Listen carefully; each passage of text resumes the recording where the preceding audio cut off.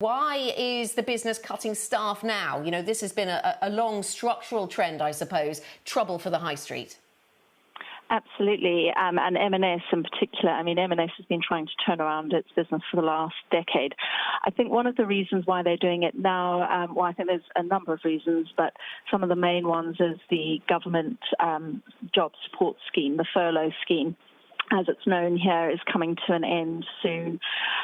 So I think a lot of jobs that have been supported now, companies are looking very closely at their costs. So I think that's part of the reason. But I think the main reason really is just the shape of trade that's happened here. Although the stores have reopened, people in Britain are still quite nervous about going out, and footfall to the main streets, to malls, are still down massively compared to where it would have been a year ago. So I think, retailers are having to cut their costs accordingly.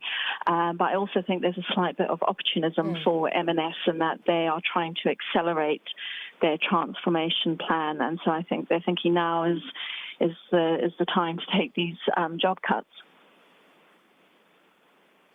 I also wonder, Deirdre, if you appeal to a younger demographic that is very used to online shopping and was able to pivot there very quickly, perhaps you were a little more protected from this, although M&S should have been a bit protected by exposure to food, and food has been selling very well, as we know, over the pandemic.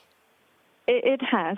I mean, their food division has done well, but the big bugbear that M&S has always had to deal with is its clothing and home division, which is still a very sizable part of its business, and it's been trying to move more online during, for the past decade. But what they've been seeing during the pandemic crisis, is that more of their customers are turning to online shopping. So they've had to devote more resources to that. They're having to do more home delivery. So I think they see that as the shape of trade going forward, which means they're not going to need as many stores in the future. They've already announced plans to close about 100 stores, and I think this is part of this wider structural shift that we're seeing. We're seeing in British retail that was happening already, but has now been turbocharged by the pandemic.